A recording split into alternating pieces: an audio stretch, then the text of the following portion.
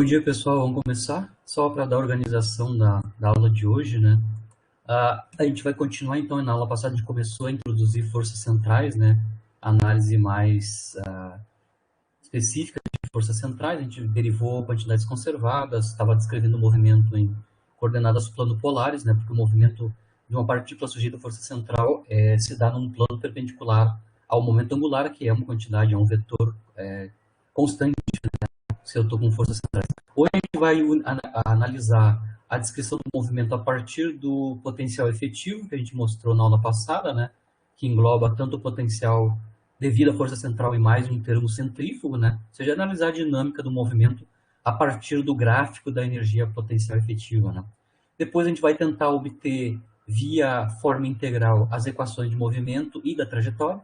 Então, as equações de movimento, basicamente, é o R de t e o θ de t em coordenadas polares, e também a trajetória, que é o R de θ, né, em coordenadas plano polar. E depois a gente vai mostrar que é complicado analisar do ponto de vista de integral, né? Nós vamos, então, analisar uma maneira mais fácil de obter as equações de movimento através de uma equação diferencial e não integração, que é a equação de Binet, que vai nos dar a trajetória da partícula, a equação da trajetória, em termos de uma equação diferencial de segunda ordem, que depende do campo de força, da cara, né, do campo de força.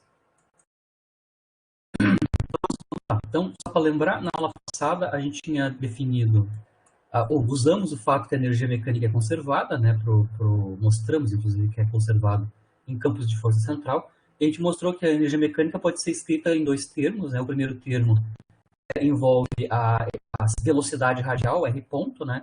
Basicamente a parte radial da energia cinética, né? E um segundo termo que vai englobar toda a dependência do potencial e a parte angular está aqui embutida também, né? Foi o chamado potencial efetivo, como nós definimos na aula passada. Então, o potencial efetivo, o F, ele é uma função da distância radial, né? Que envolve, além do potencial associado à força central, que é o U de R, né? Energia potencial, função energia potencial, ela também depende do momento angular ao quadrado, onde o momento angular é uma constante de movimento, né? E uma dependência radial que é divergente quando R vai para zero, que é em direção à fonte do campo de força central, né? Lembrando que todas as distâncias estão sendo medidas a partir da fonte do campo, né? A partir da conservação da energia mecânica, né, se é uma constante, escrever o quadrado da velocidade radial, R dois pontos, né? R ponto quadrado, em termos da diferença entre a energia mecânica conservada e a energia potencial efetiva, né? Obviamente, como isso aqui está ao quadrado, esta quantidade, né, que é proporcional à diferença entre energia mecânica e energia potencial efetiva, é uma quantidade maior ou igual a zero, né? É positivo definido, portanto, né? E o caso onde é igual a zero, né, o R ponto quadrado igual a zero, que significa R ponto igual a zero, que R ponto igual a zero significa que eu não tenho velocidade radial, ou seja, não há variação do vetor posição, né, radial da partícula, né, são então os pontos de retorno radiais. Lembrando que o movimento da partícula é num plano que tem duas coordenadas, né? Uma que é a radial, que é o R, e outra que é a angular, que é o θ. Aqui o R ponto igual a zero significa que eu não tenho deslocamento radial, não tenho variação do vetor posição na direção radial, né? Apesar de eu poder ter, claro, movimento angular no θ, né? Mas isso já nos ajuda a entender qualitativamente qual é que é a cara do movimento da partícula nesse campo de força dado a gráfica da energia potencial efetiva, né? Então aqui eu vou analisar um caso de um campo de força bem conhecido nosso, né? Ao analisar a dinâmica via gráfico da energia potencial efetiva, certo?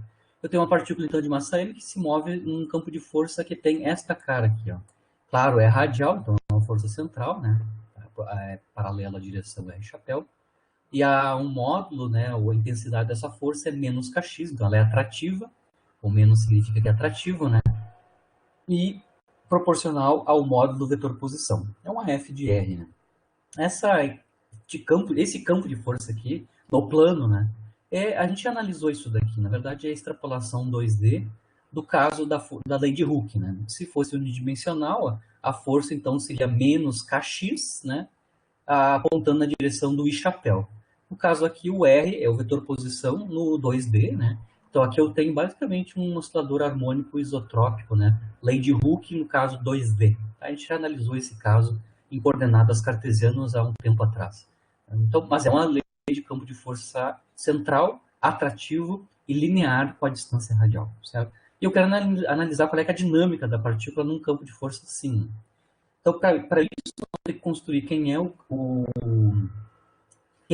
energia potencial efetiva, tentar graficar, né, a energia potencial efetiva e analisar qualitativamente o que acontece com a partícula num campo desses, né?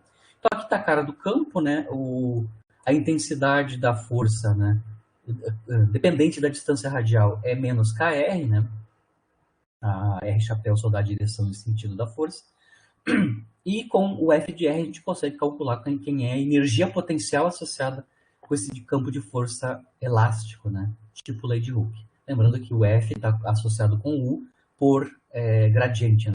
No caso de forças centrais, a F de R é o negativo da derivada ordinária da função energia potencial, que é uma função de R, né, dr. Bom, a gente não precisa calcular, na verdade, de novo, quanto é que é a energia potencial, é só extrapolar o caso da energia potencial elástica, né, para o caso 2D. A energia potencial elástica unidimensional, né, onde o campo de força obedece a lei de Hooke, é quadrático na posição, então aqui nós vamos ter quadrático na distância radial, né, então aqui ao invés de ter x ao quadrado, nós vamos ter r ao quadrado. Então aqui já temos rapidamente a expressão da energia potencial associada ao campo de força elástico, que obedece a lei de Hooke 2D, né? Um oscilador harmônico isotrópico bidimensional. Né? Se a gente tem, então, a expressão da U de R, nós podemos, então, construir a função energia potencial efetiva, que é a soma, a energia potencial efetiva, é a soma do potencial, né? Potencial, ou energia potencial associado a este campo de força, e mais um termo, né, que depende do quadrado do momento angular, como a gente da potencial efetiva, né? A gente tem o termo quadrático no momento angular e a gente, claro, tem esse termo que é a divergência em R tendendo a zero, né? Que a gente chama de centrífugo, né? Porque R tendendo a zero, a gente tem uma parede, né, da energia potencial efetiva, tem uma divergência da energia potencial efetiva quando a gente vai tendendo R tendendo a zero, ou seja, se aproximando cada vez mais da fonte do campo de força. Eu vou tentar fazer o gráfico qualitativo dessa função energia potencial efetiva em termos da distância radial. A primeira coisa que eu consigo ver deste potencial efetivo, dessa energia potencial efetiva, certo? É que a energia potencial efetiva para qualquer distância radial, desde zero até infinito, inclusive zero, né? Ela é sempre positiva definida, né? Porque a distância radial está ao quadrado nos dois termos, né? O momento angular ao quadrado também é positivo, então a energia potencial só vai ter valores positivos para qualquer R, né? E também nós temos divergência indo para mais infinito em dois limites, né? Quando R tende a zero, né? Esse termo, a potencial vai a zero, mas o termo centrífugo é divergente, né? Quando R vai a zero, a gente tem zero no denominador, isso aqui explode, né? Nós temos uma divergência mais infinito em R tendendo a zero. E a mesma coisa acontece, né, quando o R tende a infinito, né? Quando o R tende a infinito, o termo centrífugo vai a zero, mas o termo da energia potencial explode, porque é quadrático em R, né? Então, o potencial sempre positivo definido e é mais infinito nessas duas pontas, né? Em R tendendo a zero e R tendendo a infinito. Se eu tenho dois infinitos, né, e é sempre positivo definido para qualquer R a energia potencial, significa que tem um ponto de mínimo aí no meio do caminho, né? Eu vou determinar quanto é que esse ponto de mínimo da energia potencial efetiva, né? Não é só energia potencial, é energia potencial efetiva. Para fazer isso, para saber qual é que é o ponto de mínimo dessa função, eu vou utilizar o teste da derivada primeira, né? O ponto de mínimo obedece esta condição, que é a derivada da energia potencial efetiva em relação a R valendo zero. Essa é a definição de ponto de extremo dessa função, né? Em R, né? Mas a gente já sabe que esse ponto extremo, da cara do potencial aqui, dos limites dele, que esse ponto extremo já é de mínimo. Então não precisamos fazer o teste da derivada segunda, se a gente quiser pode fazer, mas basta teste da derivada primeira. Então a gente vai determinar qual os pontos, ou o ponto, né, que satisfaz a condição de extrema. A derivada tranquila, né?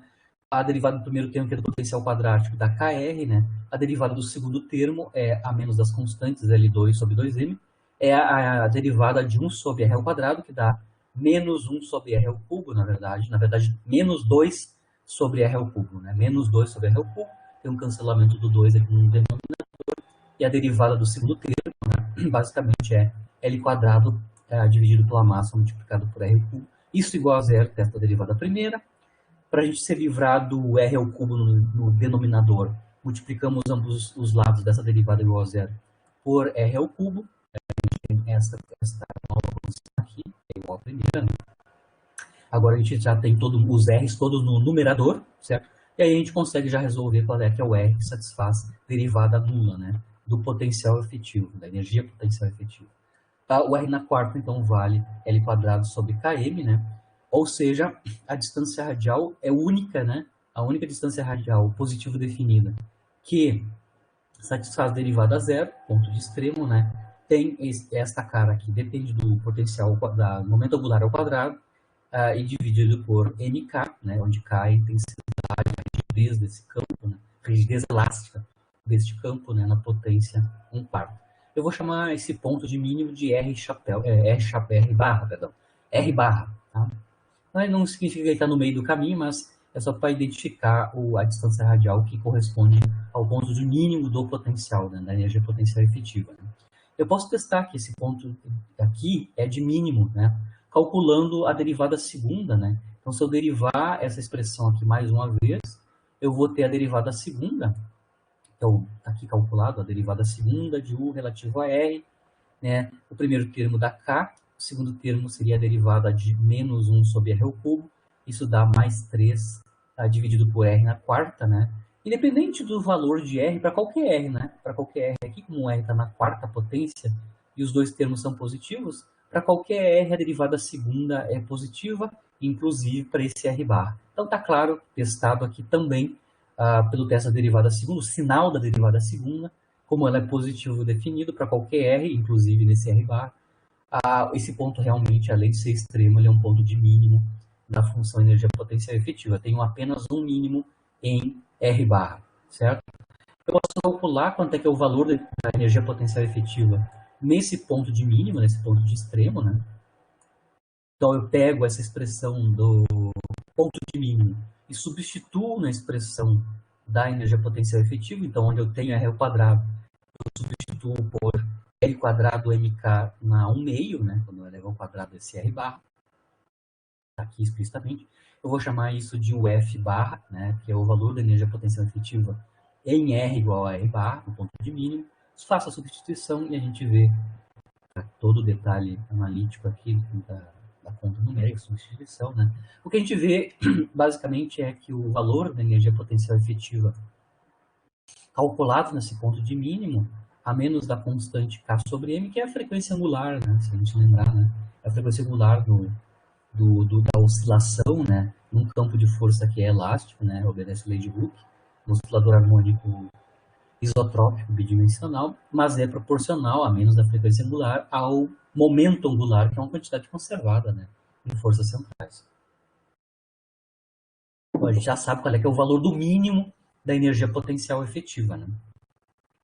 Lembrando que, então, a menor energia mecânica, né, admissível para essa partícula nesse campo, lembrando que as regiões fisicamente, classicamente permitidas, né, onde a energia cinética radial é positiva, são aquelas onde a energia mecânica é maior que a energia potencial, né? Tá?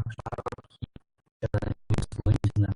Aquele ponto quadrado, que é a velocidade radial ao quadrado, ela é a diferença, proporcional à diferença entre a energia mecânica e a energia potencial. A gente determinou quanto é que é o mínimo da energia potencial. Então, a energia mecânica não pode ser menor que o mínimo da energia potencial, porque senão eu vou ter velocidade radial ao quadrado negativa. Né? Então, aqui, já do mínimo do potencial, este daqui, a gente já sabe qual é que é o mínimo possível para a energia mecânica para eu ter um movimento permitido por mecânica clássica, onde a velocidade radial vai ser positivo definida. Né? Ou seja, a energia mecânica tem que ser pelo menos igual ou maior que o mínimo do potencial, ou seja, a raiz de K sobre N, L. Então, Então, eu já sei qual é que são os limites para a energia mecânica, onde eu consigo ver movimento, né, permitido por mecânica clássica, para uma partícula nesse campo de força, que é um campo de força tipo lei de Hooke, né, 2D, lembrando que é sempre 2D o nosso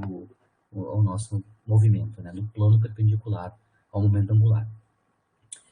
Nesse caso particular, quando a energia mecânica do sistema é exatamente igual ao mínimo do potencial, né, isso significa, se a energia é igual à energia potencial, né, significa que o R quadrado, R ponto quadrado, né, a velocidade radial ao quadrado é nula, significando que o R ponto, então, é zero, ou seja, não tem variação no raio, né, não tem variação no raio. Um movimento que não tem variação no raio é um movimento circular. Se não tem variação no raio, significa que eu estou andando, meu movimento é um círculo, né? O raio é fixo. A distância radial é a mesma para qualquer tempo, então é um movimento circular. E eu posso mostrar também, por conservação de momento angular, que além de ser movimento circular, esse movimento circular é uniforme, no sentido que a velocidade angular nesse movimento circular é uma constante. Inclusive o raio, a energia mecânica é igual ao mínimo do potencial, o raio é o R barra, né, que é o mínimo da energia potencial efetiva. A distância radial associada ao mínimo da energia potencial efetiva, o ponto de mínimo, né? Aqui eu vou mostrar que é uniforme, que a velocidade angular é constante, né? Isso é fácil de mostrar porque a gente mostrou na aula passada que o momento angular é uma quantidade conservada, a gente mostrou que o módulo do momento angular L, né, é mr2 θ ponto em coordenadas polares, e isto é uma constante do movimento, né? Como o raio aqui está fixo, o r quadrado é o r barra ao quadrado, ou seja, que é uma constante também, isso significa que θ ponto é uma constante, porque a massa, o raio fixo, que é o raio de órbita, ao quadrado também é uma constante, isso significa que o θ ponto, que é a velocidade angular, é uma constante. Então, nos casos onde a energia mecânica, né, é igual ao mínimo do potencial aqui no campo de força elástico, 2D, o movimento vai ser circular, porque o raio é fixo, valendo R barra, e uniforme, com velocidade angular que está ponto constante. Então, é esse tipo de movimento, né? É um movimento num plano perpendicular a L, com um raio fixo, né, um raio de órbita que é R barra. A parte angular não está vinculada, ela pode rodar de 0 a 2π. Aqui eu tenho um gráfico, então, esquemático, né, da energia potencial efetiva em termos da distância radial. A gente analisou qualitativamente, né, o comportamento do gráfico, a gente mostrou que ele é sempre positivo definido, ou seja, sempre vai estar acima de zero, né, o valor da energia potencial efetiva para qualquer R, desde zero até infinito. Nós temos duas divergências, como a gente mostrou, né, em R tendendo a zero e em R tendendo a infinito. Então, a gente vai para cá e para cá. A gente tem mais infinito como limite da energia potencial efetiva, né? Temos um ponto de mínimo, que está localizado em R igual a R barra, e nós determinamos quanto é que é o valor desse mínimo, explicitamente em termos de momento angular, que nós denominamos de U barra F, né? O efetivo, né? O barra efetivo, certo? Como eu estava mostrando, se a energia mecânica é exatamente igual ao mínimo do potencial, o movimento é circular, uniforme, né? Se a energia mecânica é maior que o mínimo do potencial, a energia mecânica vai cruzar em dois pontos, né, no gráfico da energia potencial efetiva, que vão corresponder a dois pontos de retorno, né? Os pontos de retorno R1 e R2. Então, se a energia mecânica é maior que o mínimo do potencial, eu vou ter dois pontos de retorno, e aí o movimento não é mais circular, né? Eu vou mostrar que o movimento está vinculado a se movimentar entre uma região anelar, que a gente chama, né? Uma região entre dois raios, né? O raio R1 menor e o raio R2 maior. E vamos determinar agora quem são esses pontos de retorno radial quando a energia mecânica é maior que o mínimo do potencial. Então, como eu estava comentando, né? Se a energia mecânica é maior que o mínimo do potencial, a partícula então vai ficar confinada numa região espacial radial, né, numa distância radial que está entre R1 e R2, onde esse R1 e R2, por definição, o suporte da EMEC no gráfico da energia potencial efetiva, aos pontos de retorno radial, são os pontos onde a partícula vai ter que tem velocidade radial R ponto nula, né? certo? Ou seja, ela vai ter que ir ali até aquela distância radial e voltar, né, em direção ao outro ponto de retorno radial. Aqui eu vou determinar quem são esses pontos de retorno radial para esse campo de força, né? A gente determina, como no caso 1B, né, os pontos de retorno são as distâncias radiais, então, que vão satisfazer energia mecânica igual à energia potencial efetiva. Lembrando que R ponto quadrado é proporcional à diferença dessas duas quantidades. Então, se R ponto é zero, que é a definição de ponto de retorno radial, isso implica que a energia mecânica vai ser igual ao gráfico da energia potencial efetiva. É o que eu estou mostrando aqui nesses dois pontinhos. Bom, lembrando que a energia mecânica a gente já conhece, é um constante movimento, né?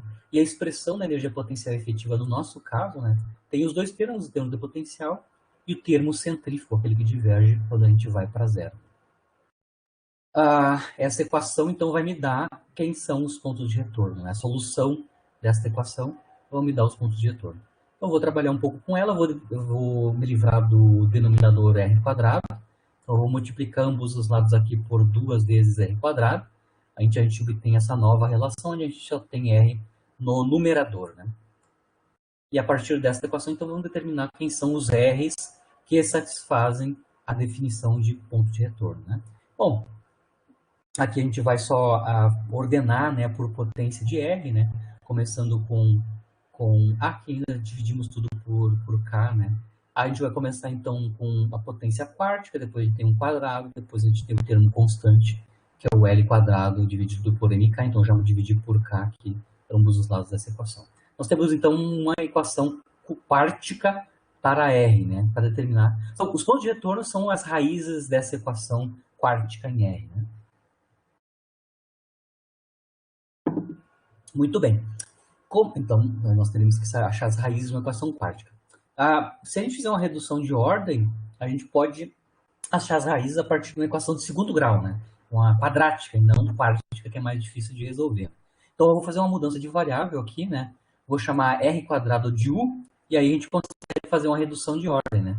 Porque se u é r ao quadrado, ao invés de eu ter uma equação quartica, eu vou ter uma equação em R, né? Eu vou ter uma equação quadrática em U. Depois eu transformo isso de volta para R, né? Então, quando eu faço essa substituição, aquela equação quartica, vira uma equação quadrática em U. E aí é uma equação fácil de resolver, porque é uma equação quadrática, né? De segunda ordem, né? Um polinômio de segunda ordem. É resolvível por Bhaskara, né? Então, a gente tem uma equação de segundo grau em U. Para ser resolvida, usamos Bhaskara, né, para resolver as raízes. Aqui está as raízes da equação em U, quadrática em U. Né? Menos B mais ou menos, B quadrado menos 4AC dividido por 2A, né, onde A é 1, B é menos 2E sobre K e C é L quadrado sobre KM. Né? Então, Bhaskara, né, mostramos quem são as raízes. Aqui botamos, né, usamos o 2, né, dividimos por 2 ambos os lados. Lembrando que o 2 aqui na raiz ele entra ali como um denominador valendo 4. E aí ele cancela esses 4 que aparecem aqui em cima. E a gente tem as raízes. Lembrando que ainda posso fatorar na raiz quadrada o e quadrado K2, né? Ou seja, fatoro os dois termos a um fator e sobre K2, né? No fator e sobre K2, as duas raízes em U, que é a equação quadrática em U, tem esta forma aqui, tá? Basicamente, álgebra. Conseguimos as duas raízes para a variável U, né? Duas raízes para a variável U. Agora, como a gente tem as duas raízes na variável U, vamos retornar para R. Então, se U é R quadrado, R, então, é mais ou menos raiz de U, né?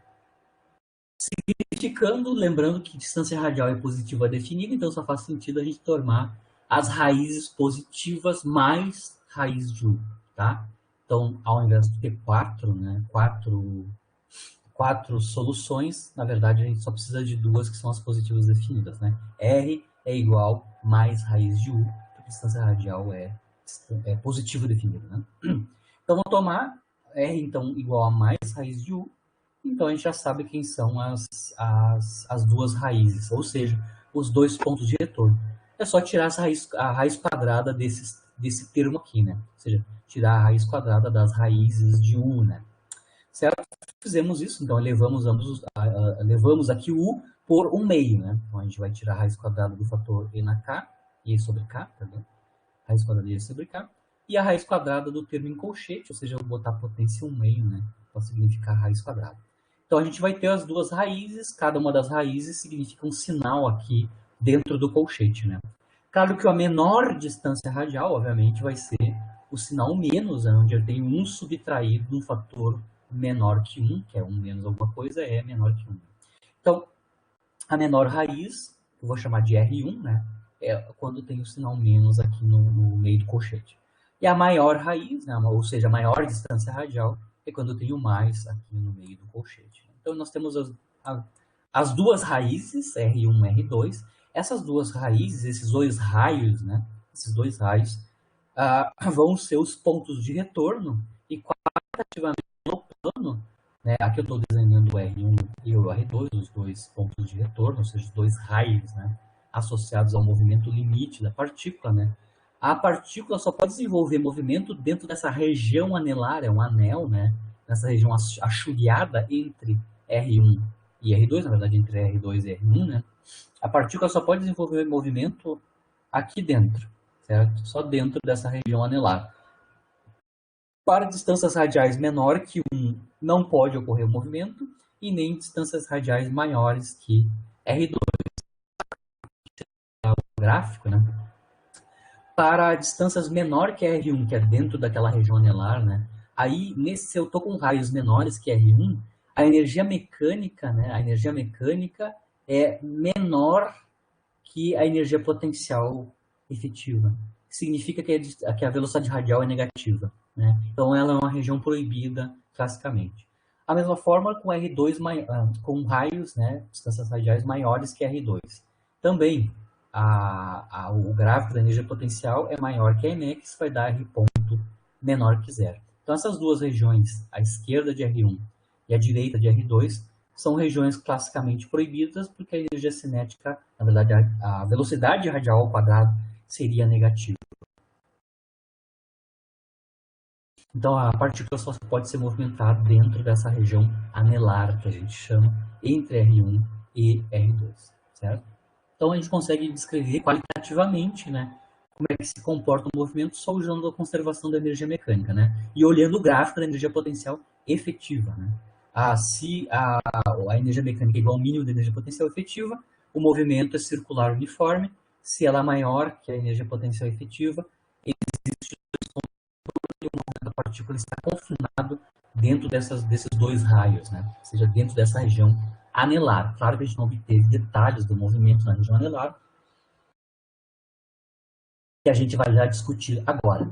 Como é que eu sei qual é que é o movimento dentro dessa região anelar? Qual é que é a cara, né, da equação da trajetória? Bom, a gente pode obter tanto as equações horárias do movimento quanto as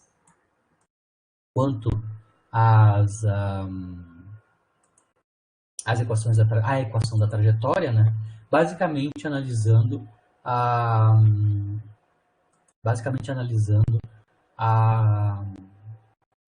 conservação da energia mecânica, né? Então, o que eu vou fazer aqui é obter as equações horárias do movimento, claro, em coordenadas plano-polares, né?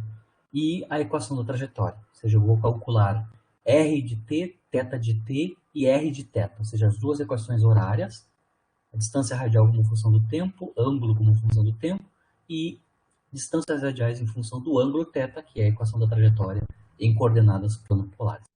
Para fazer isso, a gente vai utilizar, então, conservação da EMEC, de novo. Né?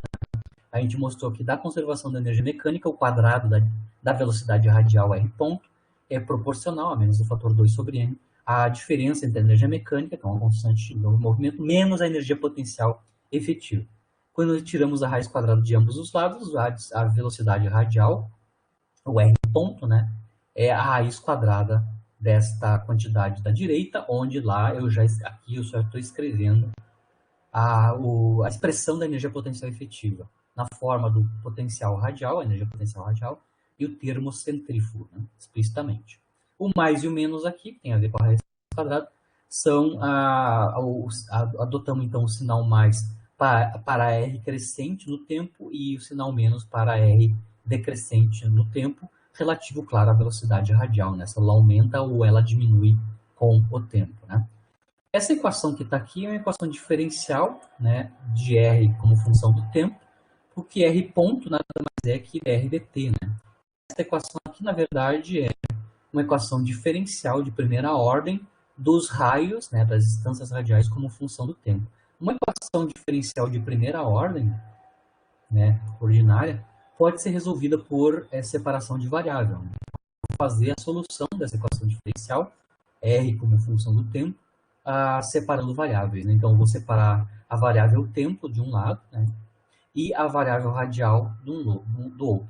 Então, eu vou passar toda essa raiz quadrada para baixo do dr, né, e vamos integrar. Então, basicamente aqui está separado o tempo, né, dt, e do lado esquerdo aqui eu coloquei, do lado direito, perdão, eu coloquei toda a dependência radial, né, o dr, né, e essa raiz quadrada, né, embaixo, toda essa raiz quadrada do denominador, ou seja, basicamente eu mantenho a estrutura e troco, ao invés de tirar a raiz quadrada, eu boto, claro, potência menos 1/, certo?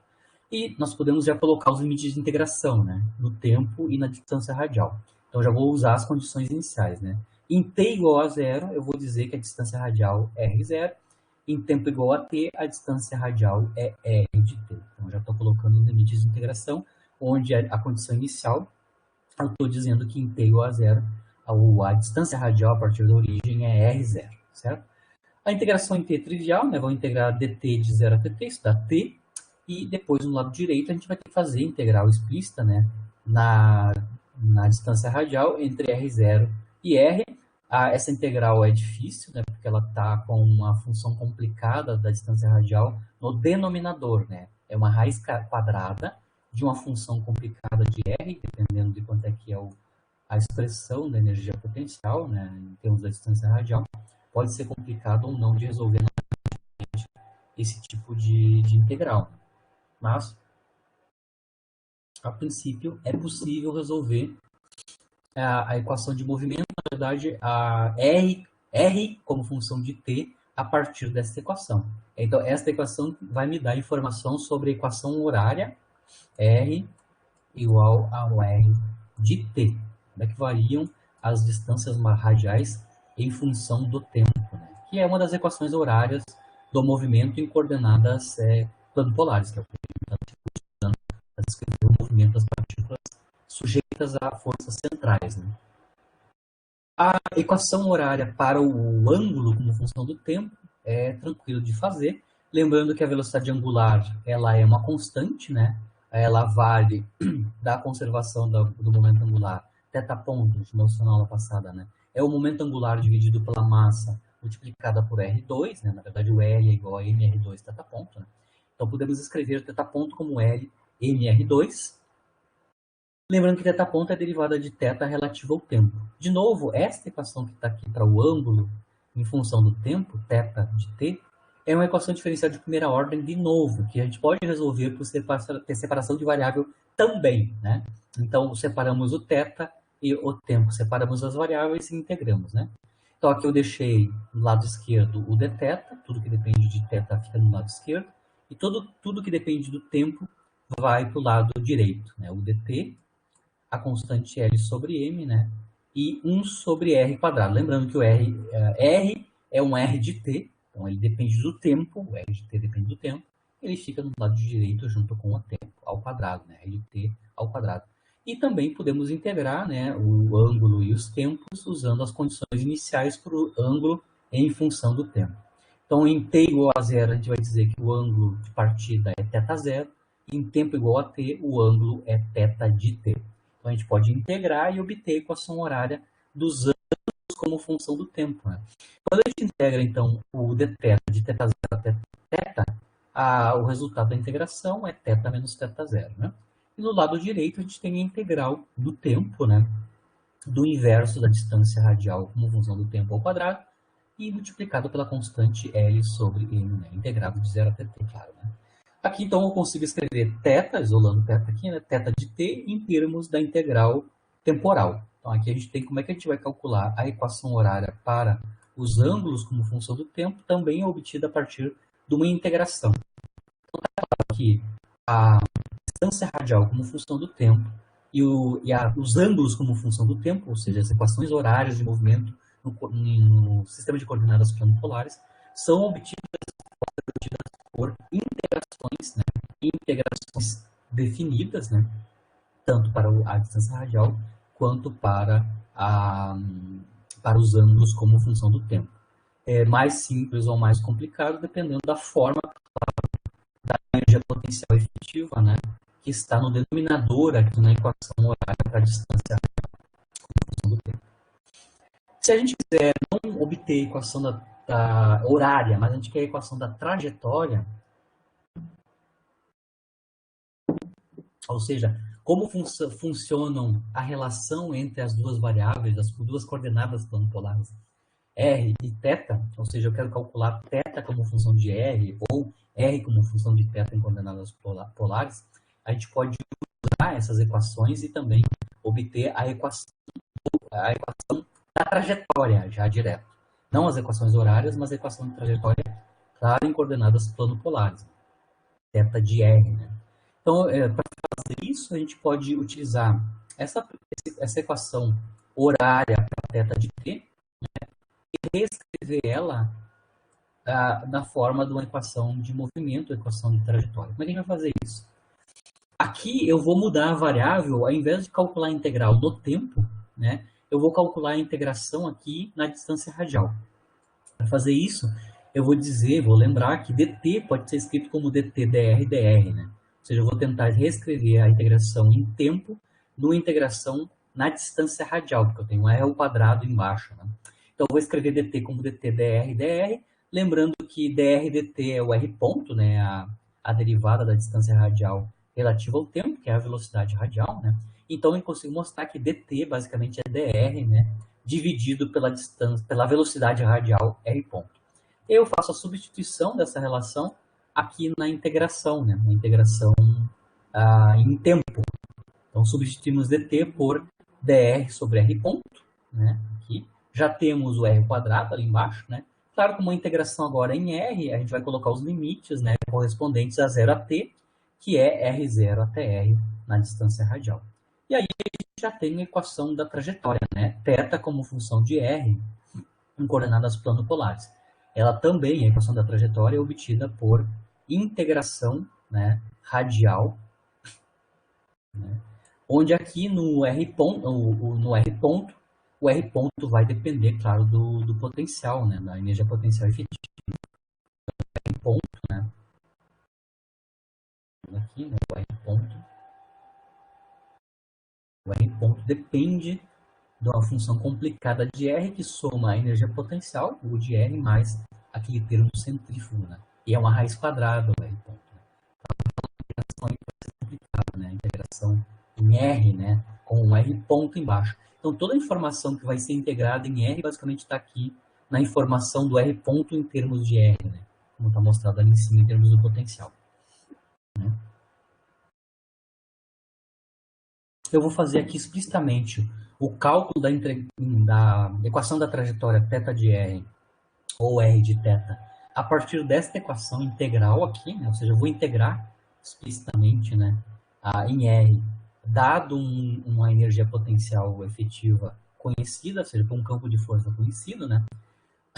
Eu vou analisar o campo de força que a gente acabou de analisar agora, que é associado ao oscilador harmônico isotrópico 2D, né? Ou seja, a equação 2D para força é a lei de Hooke, né? Menos KR, né? Que é o oscilador harmônico isotrópico 2D, né? Que é o que a gente estava acabando de analisar qualitativamente, né?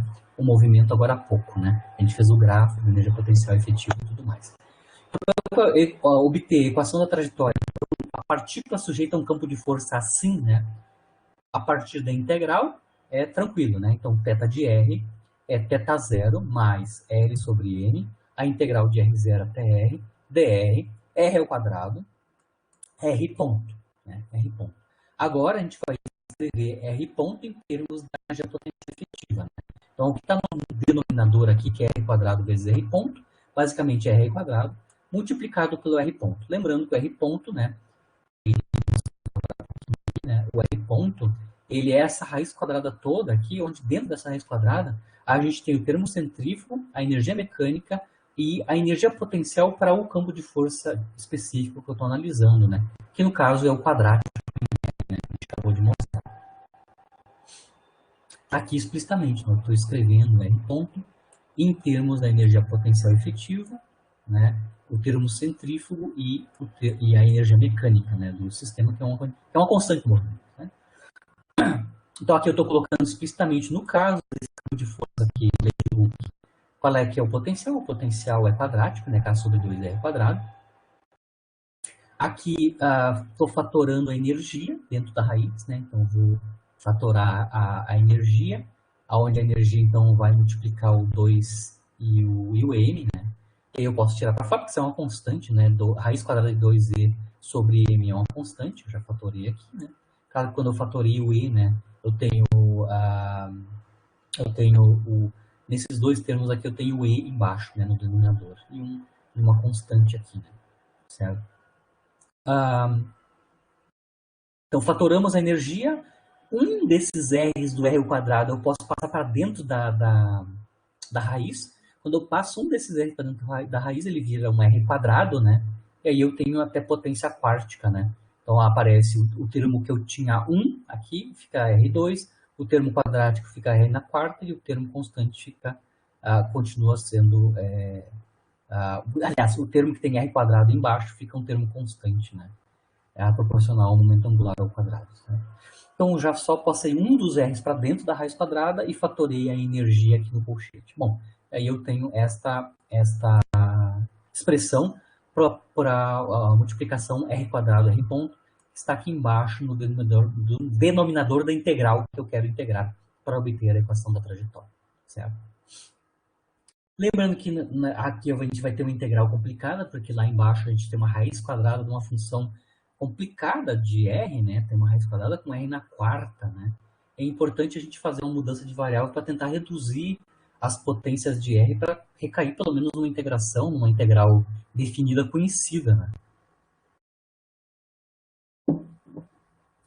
Então eu vou tentar tratar, né? Tentar diminuir um pouco a ordem dos R's aqui, fazendo mudança de variável. Ou seja, para me livrar desse termo quádrico, que é complicado de fazer integração com o termo quádrico dentro de uma raiz quadrada. Né? Então, a mudança de variável que eu vou fazer para reduzir a ordem dos R's aqui na raiz quadrada, que está no denominador ali, né? Eu vou chamar de Z a nova variável, que é R2, que aí eu consigo reduzir para a potência quádrica em Z, quadrática em Z, ao invés de ser quártica em R, né?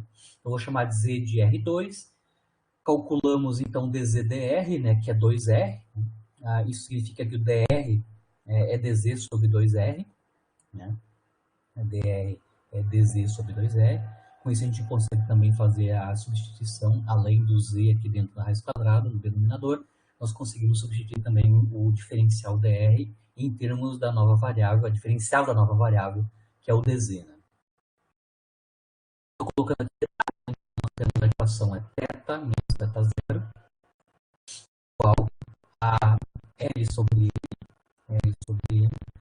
dr, mas dr é dz sobre 2r, né? dz sobre 2r, dz sobre 2r.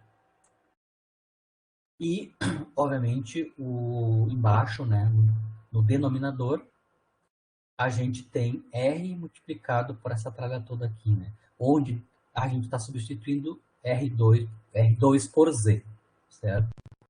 Então, tá aqui que dentro da raiz. Bom, aqui a gente vai ter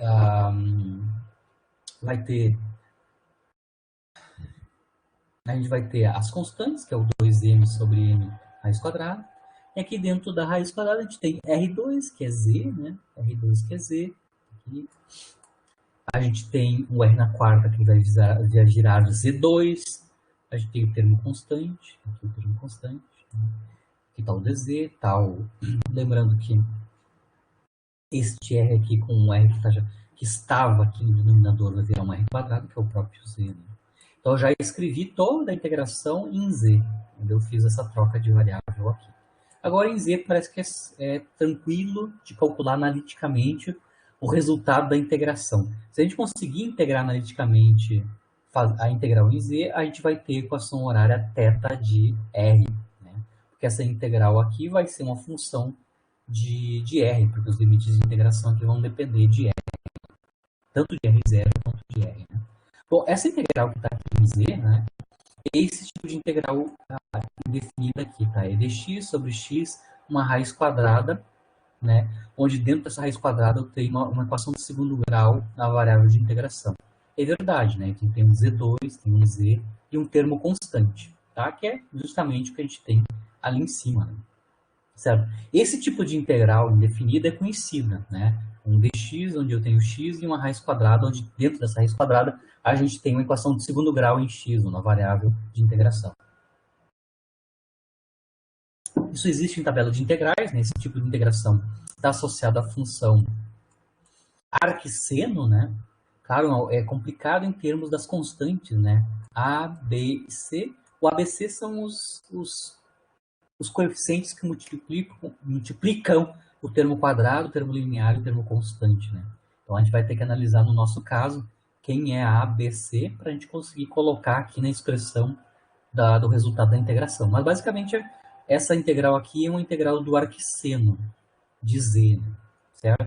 Então, no nosso caso, dá para ver aqui dos termos, que é o termo quadrático, que é um termo linear e um termo constante, a gente consegue mostrar que a constante A é menos k sobre 2z, que acompanha o z quadrado. A constante B, que é o termo linear, é mais 1. E a constante C, que é o fator constante, né, é menos L sobre 2ME. Tá? Então, sabemos quem é ABC neste caso. Então, a integral em Z, a nossa integral em Z, né, a menos as constantes, né, porque aqui a constante vai aparecer na frente da integral, é 1 sobre raiz quadrada de menos C, onde C é L sobre, menos L sobre 2ME. Então, eu vou ter uma constante associada a esse fator aqui que compõe o arquisseno. E aí a gente tem o arquisseno, ou seja, seno menos 1, né? E lá dentro uma coisa complicada de Z, né? Ou seja, vamos substituir B, C e essa raiz quadrada, que é B2 menos 4AC, né? Aqui dentro. Ou seja, é uma função do arquisseno de Z, né? Tem o Z em cima e um módulo de Z embaixo, a menos das constantes. Basicamente, é uma constante multiplicada por arquisseno de função de Z, certo? Lembrando que essa integral é indefinida, né? Ainda a gente vai ter que calcular esse arquisseno nos limites de integração em R, que é R0 e R, né? Então, aqui, voltando para a equação original, θ menos θ0 é igual a essas constantes aqui, né? Que já estavam originalmente na frente. Aqui as constantes originais. O valor da integral, que tem mais uma outra constante, né? Que é o raiz de 2ME sobre L, né? O arquisseno, né? Só que o arquisseno, claro, é calculado de R0 até R. Quando o limite, vamos substituir os limites, né? No limite superior, com Z calculado em termos de R, né? Lembra que Z é R2, né? Aí está aqui o cálculo da integral, substituindo o limite superior em R, que é R de t, né? Está aqui o valor do arquisseno, né? Onde tem Z, a gente bota R2. Né? Não precisa botar um módulo, porque R quadrado já é positivo definido. Né? E, claro, teria a substituição, o negativo menos a substituição do arquisseno no limite inferior, que é R igual a R0. Tá? Claro que eu posso colocar R0 na expressão do arquisseno, mas lembrando, quando eu colocar R0, que é o limite inferior, basicamente isso aqui é uma constante, né? Seria o arquisseno de R0 quadrado menos as outras constantes dividido por R0 quadrado mais essas outras multiplicado por essas outras constantes, tá? Eu não vou ficar levando todas essas constantes, né, que é o arquisseno de uma constante, eu vou chamar essa constante, que é a substituição do limite inferior na função arquisseno, como sendo um sigma. Sigma é uma constante quando eu substituo o limite inferior da integração, né? Dá para ver que claramente que essa constante aqui depende do valor de R0, né? É o valor do arquisseno quando R é igual a R0. Mas é uma constante, né? É uma constante. E aí, claro, a gente já consegue escrever, basicamente. Eu consigo mostrar para vocês que todos esses produtos das constantes que estão multiplicando o arquisseno, né? No final das contas, né, se eu fizer a simplificação, ela vai me dar um fator que é só raiz de L sobre 2 ou raiz de L sobre quarta, né? Todas essas constantes que estão aqui, basicamente, é raiz de L sobre 2, no final das contas. Né? E agora eu vou isolar o arquisseno que é a função que tem a dependência em R, né? Que tem a dependência em distância radial. Então, o que eu vou fazer? Eu vou multiplicar essa constante que eu disse para vocês, que é raiz de L sobre 2, né?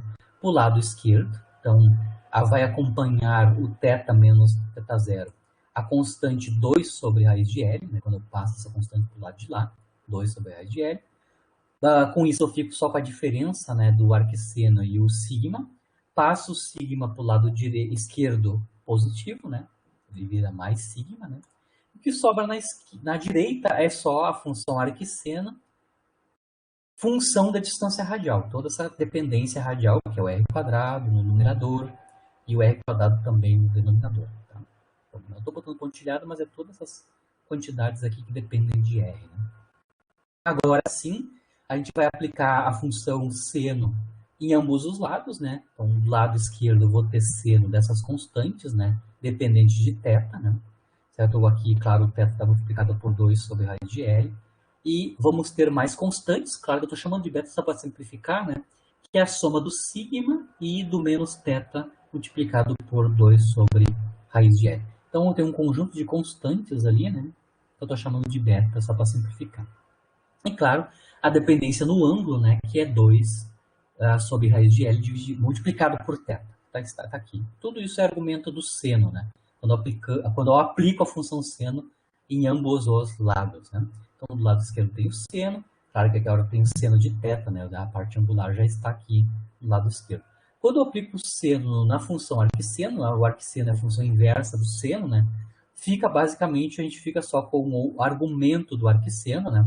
O argumento do arquisseno é toda aquela função dependente de R, né? Ou seja, o r quadrado menos L sobre 2ME dividido por r quadrado 1 menos KL sobre ME2, né? Aqui explicitamente. Eu vou chamar o termo que está acompanhando o r quadrado no denominador de gama. Basicamente são constantes, né? Tudo isso aqui é uma constante. Né? Esse cara aqui, então, vai passar lá para a direita, acompanhando o seno, né? Passa todo esse fator para o lado esquerdo, né? O r quadrado multiplicado pelo gama, lá junto com o seno. Aqui. R2 gama, multiplicando o seno de 2 sobre a raiz de L θ mais beta. E no lado direito, no numerador, ficou só r quadrado menos L sobre 2ME. Certo? Passamos esse R2 para o lado esquerdo, né? Fatoramos R quadrado e dividimos o fator que ficou fatorado no R quadrado para o denominador. Tá? Então, lembrando que do lado aqui ficou uma constante menos L sobre 2ME. Então, a gente pode escrever explicitamente, isolando o R quadrado, né? Isolando nessa equação, nessa relação o R quadrado, a gente consegue mostrar que o R quadrado, né, depende do inverso do seno de θ, 2θ dividido por raiz de L, que está aqui embaixo, vai ficar no denominador, né, a dependência angular em θ.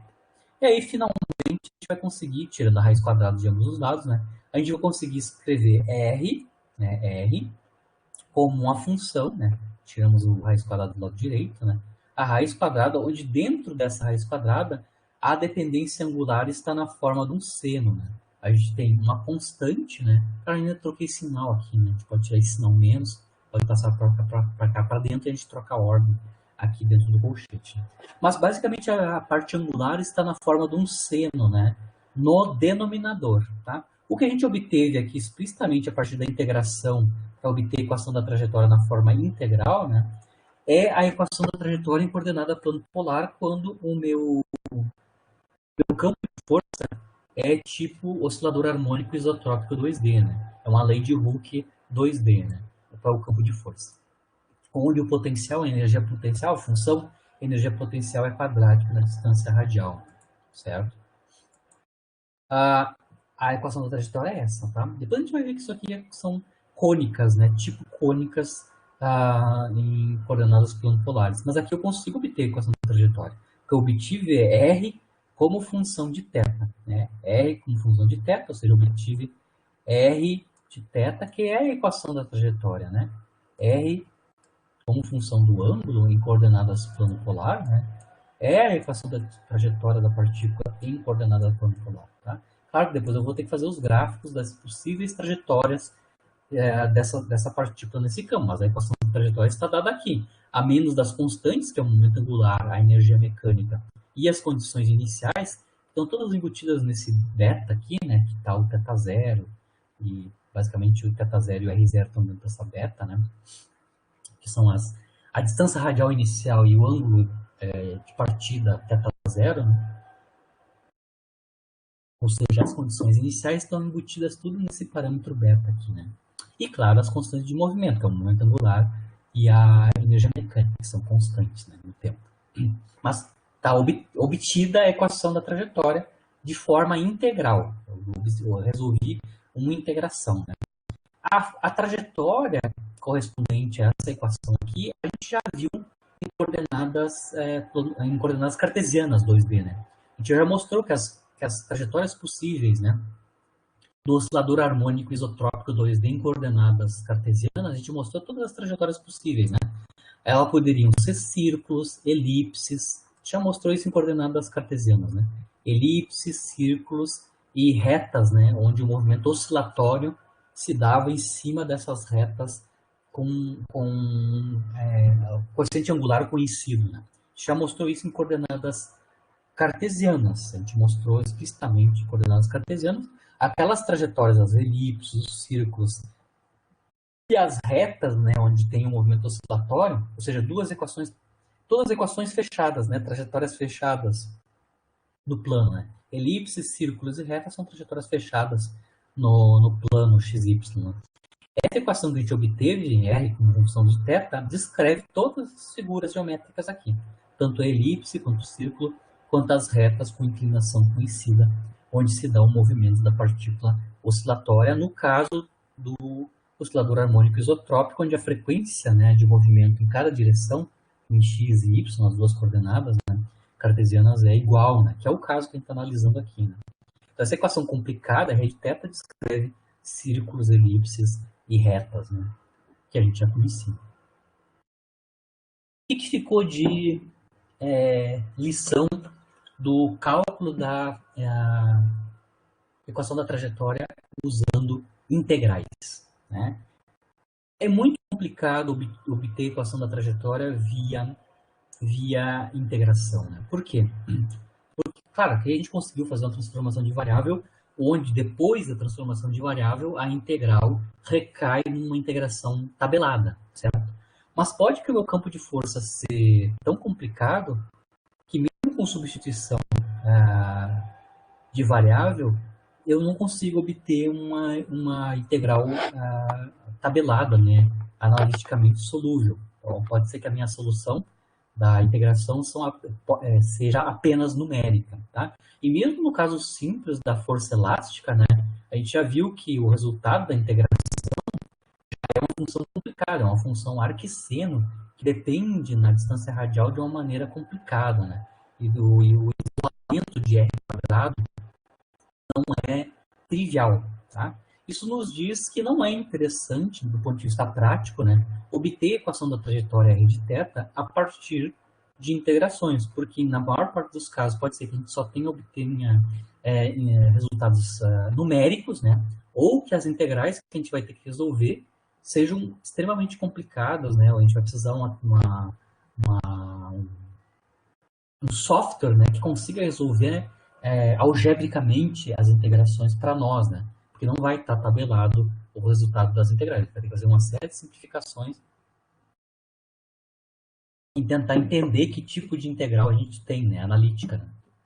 Mas pode ser que não tenha solução analítica, seja só numérica, como é no caso do período do pêndulo plano que a gente analisou, né? A integral envolvida lá era só numérica, não existia solução analítica, né? Pode ser que para alguns campos de força nem tenha solução analítica, seja apenas numérica.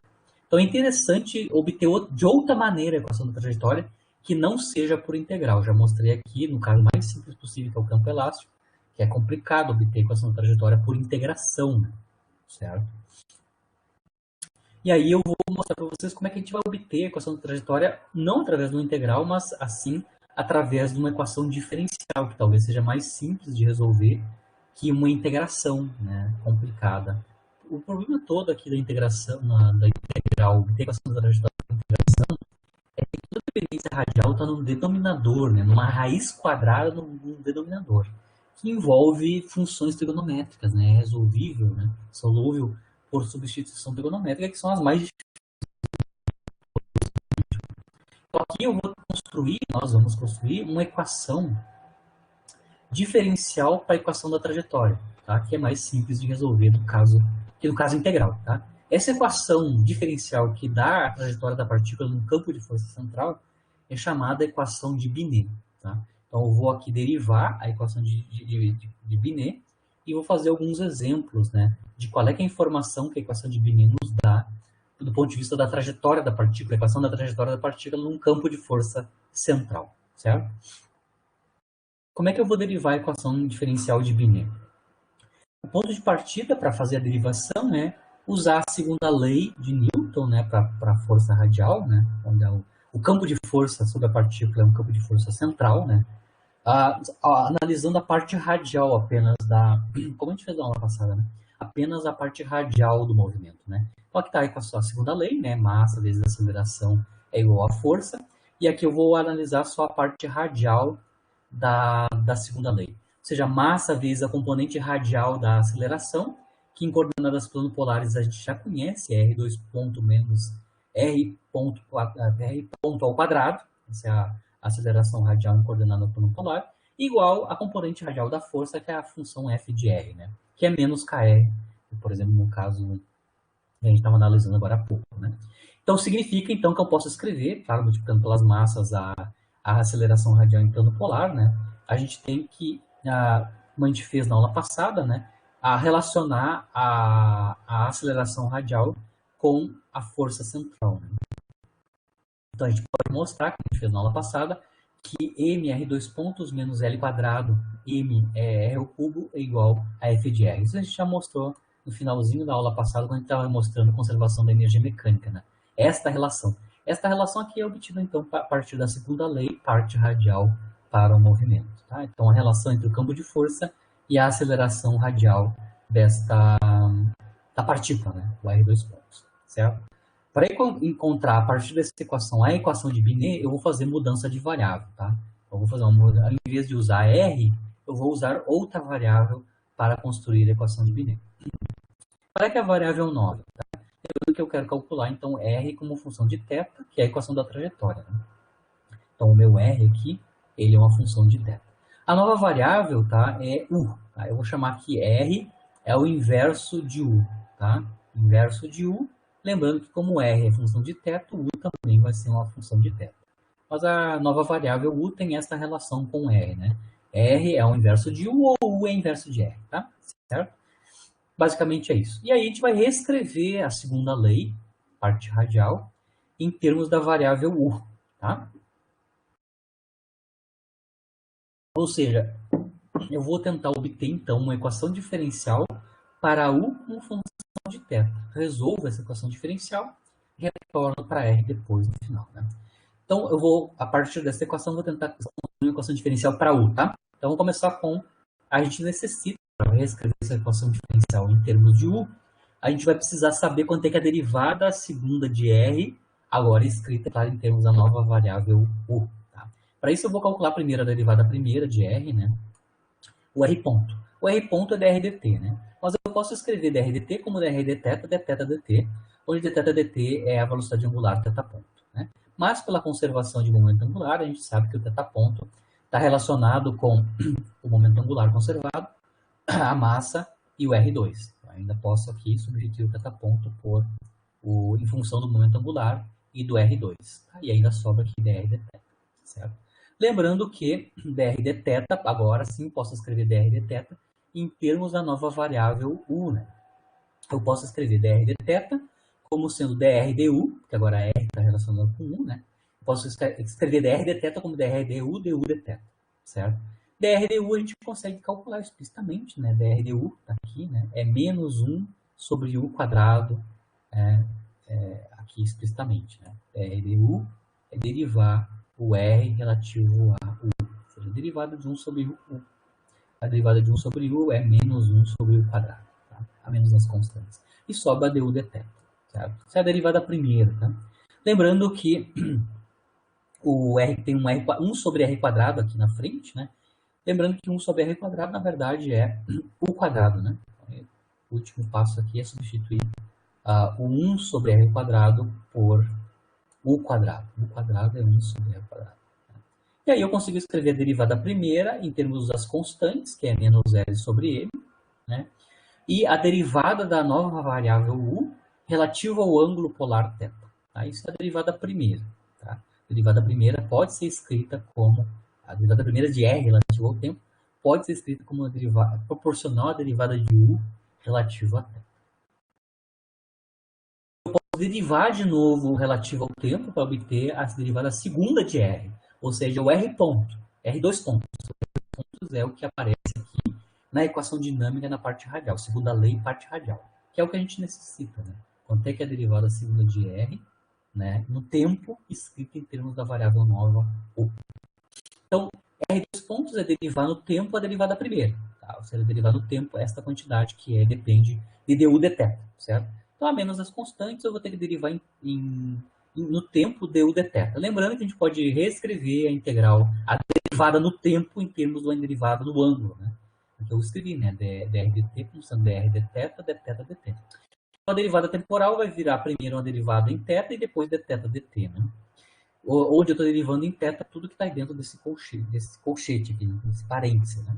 Que é o menos L sobre M du dθ. Bom, a derivada em θ do du dθ é a derivada segunda de u relativa a θ, ou seja, d2u dθ2, né? dθ dt é o θ ponto, e as constantes menos L sobre M, né? Lembrando que o θ ponto, de novo, é escrito como L sobre N r quadrado, certo? E a gente tem basicamente, então, o R2 pontos, a aceleração radial, é escrita em termos da derivada segunda da nova variável u, em termos do ângulo polar θ.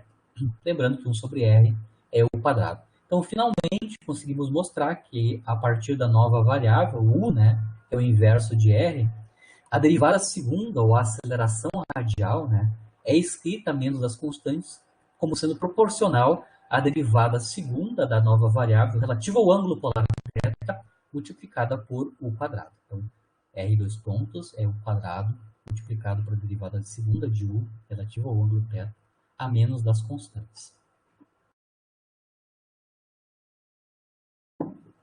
Sabendo quanto é que é o r2 pontos, agora voltamos à equação de movimento parcial, né?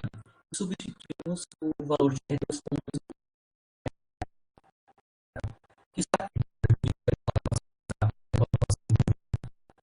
parte radial por massa, né? Dividimos pela massa, né?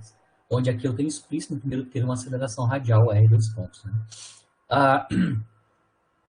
Eu estou dividindo pela massa no lado direito. Né? E aí, finalmente, substituímos o R2 pontos em termos da derivada segunda de U relativa a θ. Né? Então, substituímos o primeiro termo, que é o termo de U do R2 pontos, vem para cá. Né? O segundo termo é menos L quadrado dividido pela massa ao quadrado. Né? Aqui é 2, né?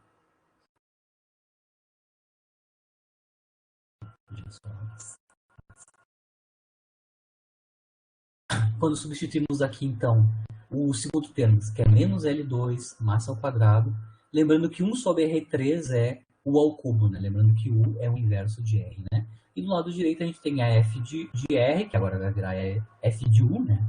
Que R depende de U, dividido pela massa, né? Explicitamente.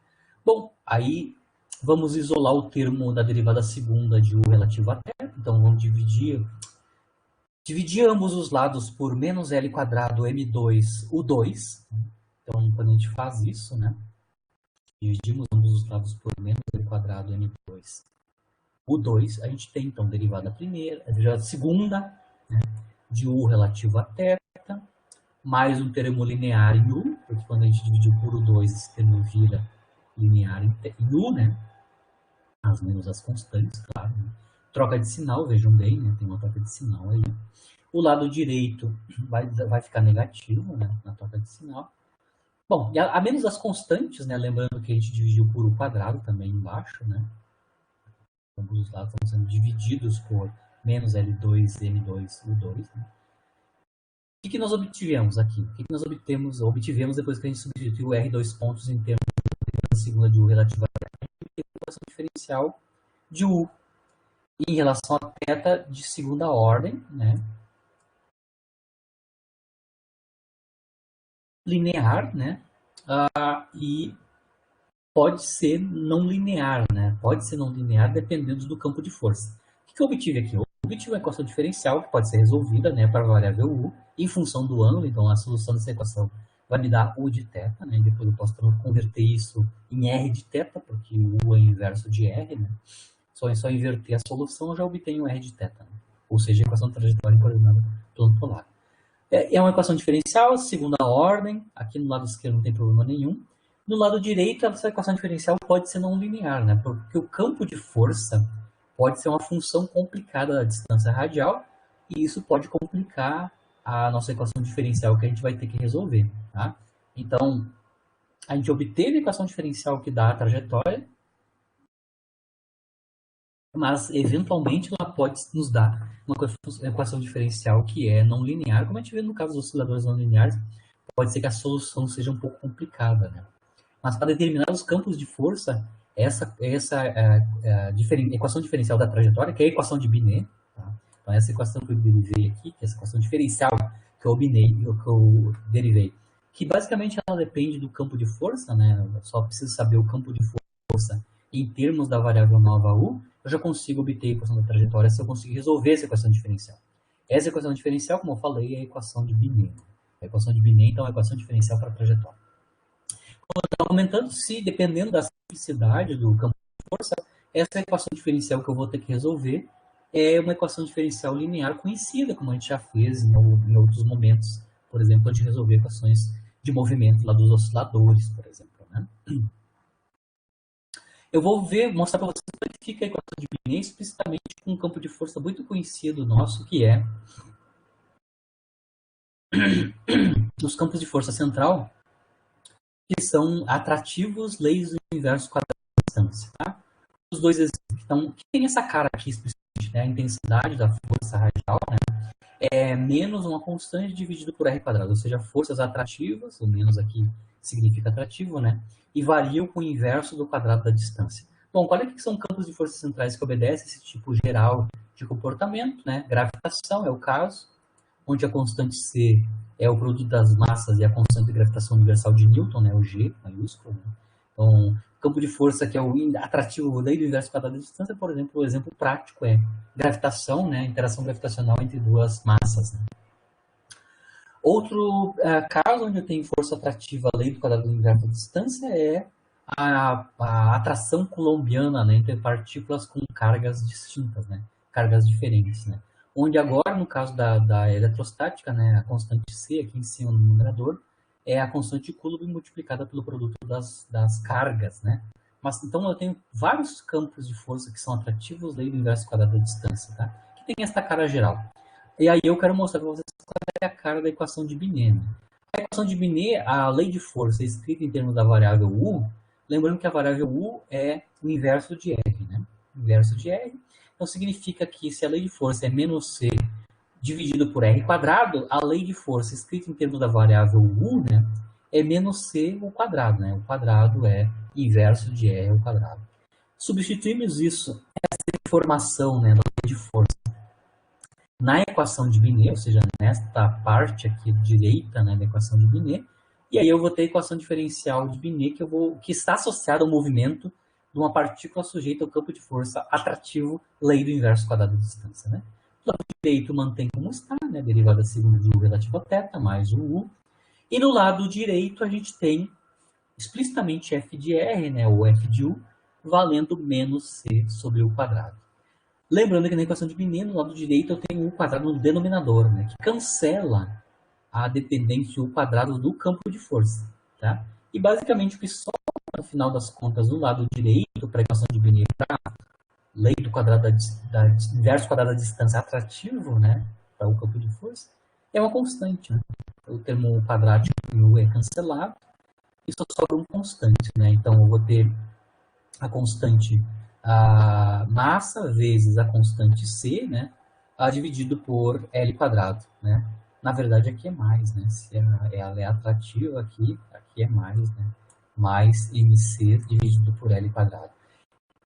Só para mostrar que tipo de equação diferencial eu vou ter que resolver para obter a equação da trajetória em coordenada plano polar via equação de Binet para um campo de força que é assim, é atrativo ou repulsivo, não importa. O sinal, só vai trocar o sinal aqui do lado direito. Né? Repulsivo ou atrativo que cai o inverso do quadrado da distância. A equação diferencial que eu vou resolver, que é essa daqui, né, é uma equação diferencial, se vocês olharem, é muito parecido com a equação diferencial do oscilador forçado, né, sem amortecimento. Né. Eu tenho um termo quadrático, né, a derivada segunda, eu tenho um termo linear na variável dependente, e eu tenho um termo constante, que no caso lá faria o papel da força externa, só que aqui a força externa é constante. Né. Então a equação diferencial que eu vou ter que resolver, basicamente é uma equação diferencial de segunda ordem, não homogênea, onde o termo não homogêneo é uma constante, certo? Que é fácil de resolver, já sabe resolver esse tipo de equação diferencial, é bem tranquilo de resolver. A gente sabe que uma equação diferencial não homogênea, a solução geral é a soma da solução homogênea mais uma solução particular, onde a solução particular vai ser uma constante, né? Porque o termo não homogêneo é uma constante. Então, mais na aula que vem eu vou resolver em detalhes, né, a solução da equação de Binet para esse tipo de campo de força, tanto atrativo quanto repulsivo, lei do quadrado inverso da distância. Pode ser tanto repulsão quanto atração, caindo com lei do quadrado da distância a lei de força. Né? A gente vai ver, basicamente, que a gravitação vai resolver as equações da trajetória para os planetas em torno do Sol, basicamente resolvendo a equação de Binet para esses campos de força. Mas dá para ver que ela é uma equação diferencial tratável, né? Bem conhecida nossa de como resolver, bem tranquilo de resolver. Muito mais fácil que resolver aquela integração, por exemplo, que a gente acabou de fazer, né? Tem que fazer um monte de substituição de variável para obter a solução da equação da trajetória. Né? Além de conseguir saber a trajetória como solução dessa equação, trajetória como função do tempo, né? O R como função do, o R como função do θ, né?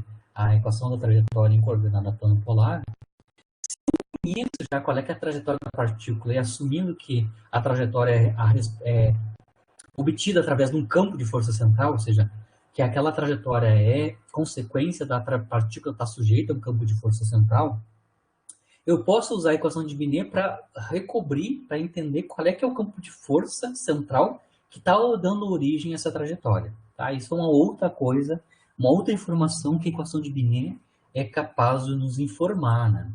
Porque, ou seja, se eu sei qual é, que é a trajetória da partícula, né, num campo de força que eu assumo que é central, a equação de Binet é capaz de me dizer, sabendo sabendo o tipo de trajetória que eu tenho em coordenada plano polar, ela é capaz de me dizer qual é, que é o tipo de campo de força que está gerando aquele tipo de trajetória. Eu vou fazer dois exemplos aqui para vocês entenderem como é que funciona o uso da equação de Binet para ter essa informação. Né? A partir da trajetória, obter a lei de força que está gerando aquela trajetória. Então, no primeiro caso, por exemplo, eu tenho um movimento de uma partícula cujo eu conheço a órbita dela é, a equação da trajetória dela, é uma órbita espiral logarítmica, tá? Em coordenadas planopolares, uma espiral logarítmica, lá no semestre a gente já analisou isso daqui, né, em plano polar, né? Tem esta forma aqui funcional, né? R como função do ângulo, ou seja, R de θ em plano polar, né? É uma constante multiplicada por uma exponencial, onde essa exponencial, né, depende do ângulo θ, né? Então, uma equação desse tipo em plano polar tem como trajetória, trajetória de movimento, né, esse tipo de trajetória. Tem uma espiral, né, espiral logarítmica, tá? Onde a dependência angular está no expoente, né? Onde é tanto normalização quanto o alfa, que está multiplicando pelo o θ, né? São ambas constantes positivas definidas, né? Mas a gente já sabe que em plano polar, esse tipo de equação nos dá uma trajetória, dá um gráfico, né? Que é uma espiral logarítmica, tá? Agora eu vou assumir que essa espiral logarítmica, a partícula tem essa órbita espiral logarítmica devido a um campo de força central que eu não sei qual é que é. E agora eu quero determinar, assumindo que é central, se a trajetória é espiral logarítmica, qual é que é a lei de força, tá? Eu vou usar a equação de Binet para obter essa informação, qual é que é a lei de força, tá? Como é que a gente vai fazer isso, tá? Se eu sei a trajetória R de θ, eu vou escrever, lembrando que a equação de Binet é uma equação para a variável U. Eu vou reescrever R em termos de U, né? e substituir essa informação na equação de Binet. E ela vai me dar informação sobre o campo de força que está dando origem a essa espiral logarítmica, tá? Então, eu estou assumindo, claro, que as constantes K e alfa são positivas, né? Então, lembrando que a variável R, né, é o inverso da variável U, que entra na equação de Binet, certo? Lembrando que R, então, é dado plano polar KI na alfa teta, uma exponencial em teta, né? Isso significa, então, que a variável U é o inverso de R, né? O inverso de R, escrito em termos de teta, é isso daqui, né? Inverso de K e inverso da exponencial, que fica E na menos alfa teta. Lembrando que na equação de a derivada segunda de U relativa a teta, então eu vou precisar calcular quem é a derivada segunda de U relativa a teta. Primeiro eu vou calcular inicialmente, né, quem é a derivada de U relativa a teta, né? Derivada primeira de U relativa a teta. E aqui a gente tem a dependência de U relativa a teta explícita, né? Então, exponencial decrescente de teta, né? Então aqui eu tenho a derivada de U relativa a teta, é 1 sobre K. A derivada da exponencial é ela mesma, a menos da derivada do que está acompanhando teta, que é menos alfa, certo? Vocês conseguem ver aqui que 1 sobre K, a exponencial decrescente, é a própria variável U, né? Toda essa calha que está aqui, a menos U, menos alfa, é o próprio U. Então aqui, a derivada primeira de U relativa a teta é menos alfa vezes U. E agora eu vou derivar a derivada segunda de U relativa a teta. Então derivamos mais uma vez, né? A derivada primeira, né? Ou seja, derivamos mais uma vez esta quantidade aqui, né? De novo, a derivada exponencial é ela mesma, e vou ter mais um fator adicional menos alfa. Então, eu vou ter um menos alfa ao quadrado comparado com a derivada primeira, né? De novo, eu mostro que 1 sobre K é exponencial decrescente, a própria U. Então, a gente sabe que aqui, no caso da órbita espiral logarítmica, a derivada segunda da variável U relativa a θ é alfa quadrado vezes a própria variável U. Substitua essa informação, a derivada segunda é alfa quadrado U, na equação de Binet. A equação de Binet é a derivada de U relativa a θ mais U, ao lado direito, onde a derivada segunda é o alfa 2U mais U, certo? E no lado direito da equação de Binet, a gente tem as constantes vezes a lei de força, né? Ó, do lado direito aí tem menos a massa, ela é o quadrado U2, multiplicada pelo campo de força F, escrito em termos de U, né? Uma F de U. Lembrando que R é o inverso da equação de Binet, a gente tem menos M, L2, 1 sobre U2, e a campo de força em termos da variável U, que é o campo de força que eu quero saber, né? Essa quantidade eu quero saber. Bom, aqui no termo, aqui nesse termo a gente tem dois fatores comuns, né? Então eu posso fatorar U aqui, né? Então eu tenho alfa quadrado mais 1 multiplicado por U, né? A gente pode multiplicar todas as constantes e o U para o lado esquerdo, né? Então a gente vai ter o U linear com o U quadrático, nos dá um U ao cubo, multiplicado por alfa quadrado mais 1, e as constantes, né, que é menos L sobre M. E isolamos no lado direito a lei de força F de U, né, a lei de força em termos da variável U. Está escrito já explicitamente, né, que é a expressão do campo de força em termos da variável U. Tá? É menos L quadrado sobre M, uma constante que é alfa quadrado mais 1, e a dependência em U do campo de força é U ao cubo, né? U ao cubo. Agora, o passo final é obter a expressão da força em termos da distância radial, né? Lembrando que a variável U é o inverso da distância radial. Então, substituímos U ao cubo por, em termos de R, né? Isso vai nos dar, então, 1 sobre R ao cubo, certo? E aí, finalmente, a gente já tem o campo de força que é responsável para a gente ter campo de força central, que é responsável para a gente ter uma partícula desenvolvendo uma espiral logarítmica como trajetória. Certo? O campo de força é esse daqui. Tá? Qual é que é a cara desse campo de força?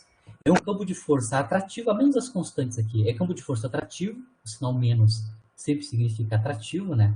Lembrando que o vetor força aponta de sentido contrário à distância radial, que é saindo da fonte, né? Ou seja, se tem sinal menos, a direção da força, direção e sentido da força é contrário à distância radial, isso significa atrativo, né? E lei do inverso do cubo da distância. Então, se eu tenho um campo de força atrativo, lei do inverso do cubo da distância, as trajetórias de uma partícula sujeita a esse campo de força central, é uma espiral logarítmica. Então, aqui a equação de Binet, sabida a trajetória, ela nos consegue informar, né, dar informação de qual é que é o campo de força central que está dando origem àquela trajetória conhecida, claro, em plano polar. A equação da trajetória em plano polar. O meu, acho que é o último exemplo, né? O meu último exemplo aqui é também uma equação de trajetória em plano polar, e a gente usar a equação de Binet para obter a lei de força responsável por essa trajetória. Aqui, ao invés de uma espiral logarítmica, eu sei que uma partícula sujeita a um certo campo de força que eu vou assumir que é central, tá? Estou assumindo que é central, tem como trajetória uma trajetória fechada que é chamada lemniscata, né?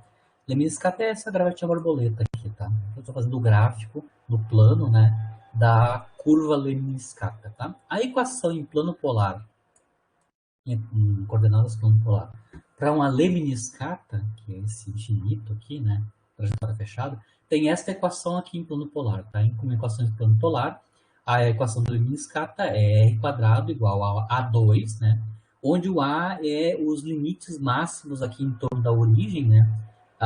Onde eu tenho a trajetória, distância máxima a partir da origem x aqui para a trajetória lemniscata, tá? Então, o A está associado com essa distância aqui, tá? Desde a origem até o ponto de maior distância da origem na trajetória da partícula, tá?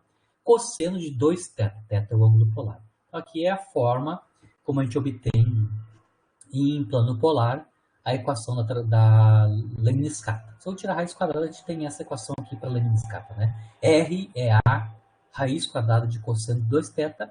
Esta equação aqui em plano polar descreve, quando roda o ângulo de 0 a 2π, né? Ela cobre toda essa curva, tá? Começando aqui, fazendo toda essa trajetória fechada que a gente já conhece da lemniscata, certo? Sabido que a trajetória é uma lemniscata, cuja equação em plano polar é conhecida, está aqui, né? Eu vou tentar obter qual é que é a lei de força que me dá origem a esta lemniscata, essa trajetória específica, né, no campo de força central. Eu vou fazer como a gente fez antes. A gente vai, a partir do R, obter a função U, e da função U a gente vai obter a derivada segunda dela, substituímos a U de θ na equação de Binet, e a equação de Binet vai nos dar a lei de força. Então, aqui está a equação para R. Lembrando que a variável U é o inverso de R, então a gente pode escrever o inverso disso como sendo a variável U, né? U de θ, então, é o inverso da equação da lemniscata, né? 1 sobre A, 1 sobre raiz quadrada de cosseno de 2θ, né? Então, a gente já sabe quanto é que é a variável U, inverso de R, no nosso caso. U, como função de θ, tem esta cara aqui, né? A raiz quadrada eu posso escrever como cosseno da 2θ na menos 1/2. Então, todo passo agora, no caso as derivadas, na verdade eu quero a derivada segunda, né, da U relativa a θ, né? Então, começamos sempre com a derivada primeira, né? A menos das constantes na derivada de U relativa a θ é a derivada do cosseno de 2θ a menos 1/2, tá? Então, eu vou calcular a derivada de uma função composta, né, onde eu tenho a raiz inverso do raiz quadrada, e dentro lá eu tenho um cosseno de 2θ, né? Então, é fácil de calcular a derivada da cosseno de 2θ a menos 1/2. Baixa o menos 1/2, né? A menos de 1 sobre A, né? Que é a normalização. Menos 1/2, cosseno de 2θ na menos 1/2 menos 1, que é menos 3/2, né? Multiplicado pela derivada que está dentro, que é o menos seno de 2θ, e ainda multiplicado pelo derivado do que está dentro do seno, que é o 2θ, que dá fator 2. Né? Então, está aqui calculado dentro do colchete a derivada da função cosseno de 2θ a menos 1/2. Derivada de função composta. Né? Derivada de função composta. Está aqui explícito, explicitamente. Né? Tem no final das contas, vai virar um produto de duas funções trigonométricas. Né? Um cosseno de 2θ na potência menos 3/2, multiplicado pela função seno de 2θ. Né? Lembrando que a gente quer a derivada segunda. Então, se eu calcular a derivada segunda de U relativa a θ, eu vou ter que fazer a derivada desse produto, né, de funções compostas. Né? A derivada do produto cosseno da menos 3/2 do seno. Né? Aqui eu estou fazendo o detalhe da derivada do produto, né? Então, primeiro eu vou ter que manter o seno e derivar o cosseno de menos 3/2, né? Cosseno de 2θ, a potência menos 3/2, que está aqui explicitamente, né? E mantém o primeiro, que é o cosseno de menos 3 meios, e deriva o segundo, que é o seno de 2θ, que dá cosseno de 2θ multiplicado por 2. Né? Então, aqui no colchete, eu estou mostrando explicitamente para vocês o resultado do cálculo da derivada desse produto aqui em θ. Lembrando que a equação da trajetória, aqui o r de θ ou o u de θ, só envolve a função cosseno. Tá? Na derivada segunda aqui, aqui eu já simplifiquei, né? Ele vai ter, quando eu escrevo a derivada segunda, eu vou ter um termo no numerador que depende do seno quadrado de 2θ. Lembrando que as equações de trajetória só dependem de cosseno de 2θ. Então, eu vou tentar escrever a derivada segunda só em termos de cosseno de 2θ. Então, para fazer isso, eu ainda vou substituir o seno quadrado de 2θ usando identidade trigonométrica. Né? Seno quadrado de 2θ mais cosseno quadrado de 2θ é igual a 1. Isso significa que seno quadrado de 2θ é 1 menos cosseno quadrado de 2θ. E aí nós escrevemos a derivada segunda de u relativa a θ em termos apenas da função cosseno de 2θ. Né? Que é o último passo aqui, é a substituição do seno quadrado em termos do cosseno quadrado de 2θ. E aí temos a derivada segunda escrita em termos de cosseno quadrado de... Quando eu fiz a substituição do seno quadrado, nós temos então, em vez de ter 2 termos, a gente vai ter 3 termos, né? 3 termos que são aqui. E o passo final agora é, olhando esses 3 termos, escrever ele em termos da variável u. Né? Lembrando que a variável u é 1 sobre a cosseno de 2θ na menos 1 meio. Ou inverso da raiz quadrada de cosseno de 2θ. Né? Lembrando que ainda tenho 2 cossenos aqui no meio, que é comuns. Né? Eu tenho 2 sobre o cosseno e menos 3 sobre o cosseno. Isso vai nos dar um termo comum, que é menos 1 sobre cosseno de 2θ raiz quadrada. E o termo do 3, né? Que está na outra potência, né? Que é 5 meios.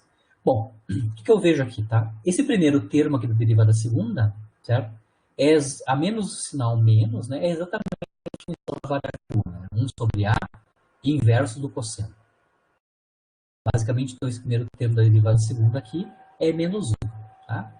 E o segundo termo também depende do cosseno de 2θ, só que está na potência 5 meios. Né? Eu posso mostrar que esse segundo termo aqui, bom, é 3 multiplicado por uma função de u. Tá?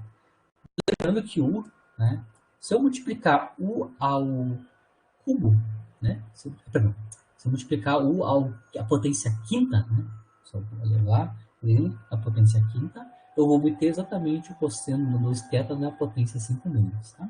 Então, está claro que esse segundo termo aqui deve ser proporcional a u na potência quinta, a menos de constantes. Né? Você consegue se convencer que esse termo aqui pode ser escrito em termos de u como sendo 3, a na quarta, u na quinta. Tá? Então, se vocês fizerem a escrita do u na quinta explicitamente multiplicar na quarta e 3, vocês vão obter exatamente esse segundo termo. Então, aqui eu consegui escrever explicitamente a derivada segunda de u relativa a θ, que é a variável u, né, na equação de Binet, em termos de u, explicitamente. Eu tenho um termo linear e um termo na quinta em u, como resultado da derivada segunda.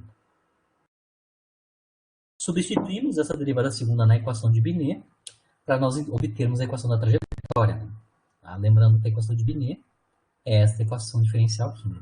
Derivada segunda do u mais u, termos constantes multiplicado a f de u. Substituímos então a derivada segunda. Né? Vocês conseguem ver que quando eu substituo a derivada segunda aqui, eu tenho o cancelamento do termo linear em u no lado esquerdo da equação de Binet. Né? Menos u cancela com o mais u. E sobra só no lado esquerdo, então, o termo da u na quinta. Né? 3a na quarta, u na quinta, igual às constantes, menos m sobre l quadrado u2, né? Vezes a lei de força escrita em termos de u. Então, já conseguimos isolar a f de u para o caso da lemniscata, né? Assumindo que o campo de força central dá origem ao movimento com a trajetória lemniscata. Né? A gente tem as constantes, né? Dá para ver que o quadrado vai multiplicar o u na quinta, então, eu vou ter uma potência 1 na sétima, né, uma função f de u. A menos das constantes, e essa constante é negativa, né, no caso do sinal menos m que está ali. Né. Então, quando a gente substitui o u como sendo o inverso de r, aí a gente consegue obter, já finalmente, né, qual é que é a lei de força central que dá origem a uma trajetória fechada, uma lemniscata em coordenada plano polar, que é esta equação aqui em plano polar. Né? A lemniscata é gerada por um campo de força central que é atrativo, tem esse sinal menos aqui, né? Lei do inverso da potência sétima da distância radial, certo? Então, uma força atrativa, lei do inverso da distância na potência sétima vai para a partícula sujeita a esse campo de força central, que é uma lemniscata. Então, só para resumir, né, a equação de Binet, além de me dar explicitamente a equação da trajetória em coordenadas planos polares, né, se eu sei a lei de força, também ela me dá informação, se eu sei a trajetória, né, ela me dá qual é a lei de força gerando aquela trajetória. Então, a equação de Binet pode ser utilizada de duas maneiras, uma para resolver explicitamente a equação do movimento, a equação da trajetória em plano polar, ou, sabida a trajetória da partícula, escrita em plano polar, eu consigo entender, obter qual é que é o campo de força central que está gerando essa trajetória. Né? Tá? Com isso, eu encerro a aula de hoje. Né? Na aula que vem, agora nós temos um feriado na sexta, né? Na aula que vem nós seguimos a análise do campo de força central, tudo agora baseado em termos da equação de Binet. Nós vamos encontrar as equações da trajetória, não por integração, mas sim por equação de Binet. Então, na aula que vem, a gente vai ver como é que são as equações da trajetória, explicitamente para os campos de força atrativos ou repulsivos, né? Lei do inverso quadrado da distância, como nós mostramos agora há pouco.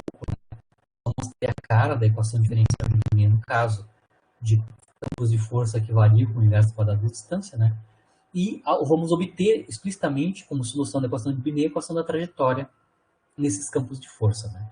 A gente vai mostrar, então, as cônicas, né, como sendo as trajetórias fechadas e abertas para uma partícula sujeita a um campo de força, que é atrativo, lei do inverso quadrado da distância, ou repulsivo, se a gente quiser. Né? Certo? Então, na nossa aula, que na próxima quarta-feira, nós temos o feriado agora, né, nós continuaremos usando a equação de Binet para resolver as equações da trajetória para campos específicos, né, que são campos atrativos, lei do inverso quadrado da distância, e a gente vai aplicar, claro, essa solução para gravitação, né?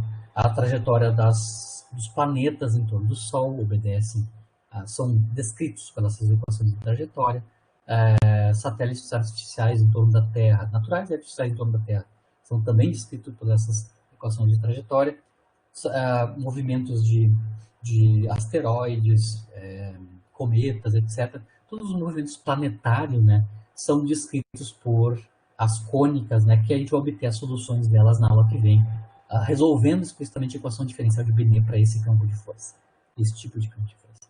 Certo? Fico por aqui, bom final de semana, bom descanso para vocês, e voltamos na quarta-feira, né, sexta-feira temos feriado. Nesta sábado, eu vou disponibilizar as atividades dessa semana. As atividades dessa semana vão ter conteúdos, né, relativo a forças centrais até a aula de hoje, certo? Então, o conteúdo da aula de hoje, sábado, vão ter as atividades, certo? Abraço, bom descanso, até quarta-feira que vem continuamos a aula.